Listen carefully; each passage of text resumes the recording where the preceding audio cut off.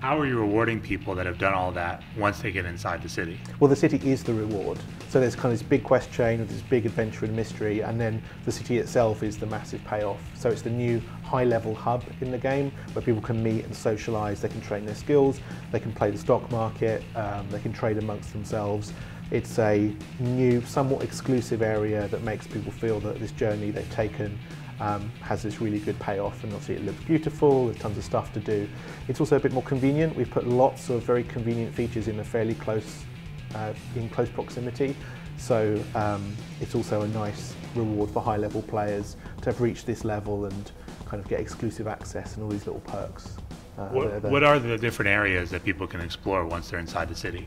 So there's, yesterday when we released the first half of the Elf City, because it's still growing, there's still more to come in a couple of months. The initial areas are, there's 8 elf clans in total, there's 4 that are in the batch at the moment. Each of them has its own little storyline, each of it has a pair of in-game skills that it focuses on. So there's an area that focuses on combat, so there's the kind of hand-to-hand skills and monster slaying, and that has its own mini-game around slaying creatures, and it has training areas for the different combat skills. I've got to try and remember what they all are now. There's an area for thieving and agility. There's an area for mining and smithing, which is obviously making combat weapons and equipment. And let me try and remember the last one, smithing.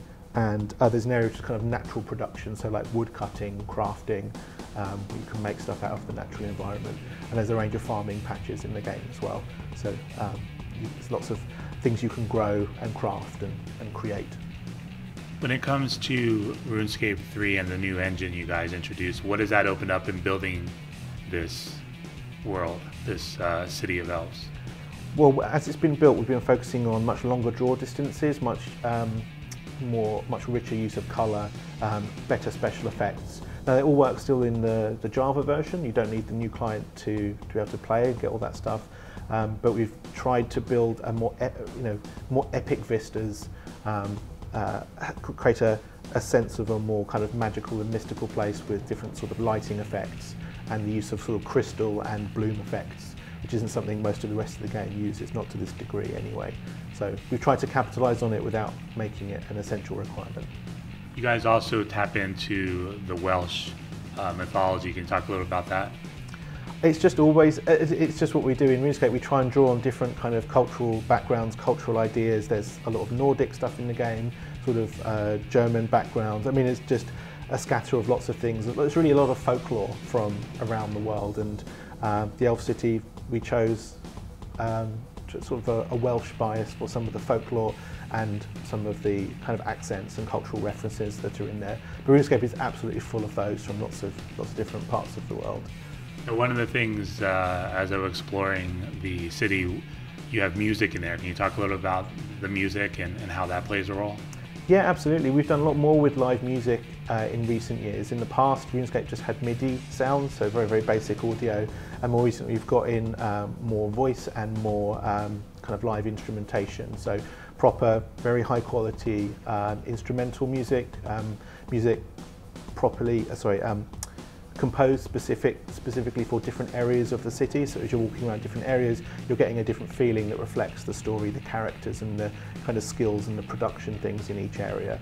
We kind of want to use music and audio to kind of paint this wider emotional kind of palette across the game. So that's both in all of the clan areas with the different elf families, and in the central Tower of Voices, which is the kind of the general hub of the city itself. So they've all got their own bespoke music pieces.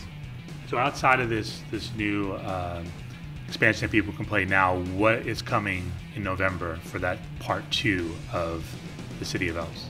So it's expanding, so in some ways it's completing the rest of the skills that aren't in the first part.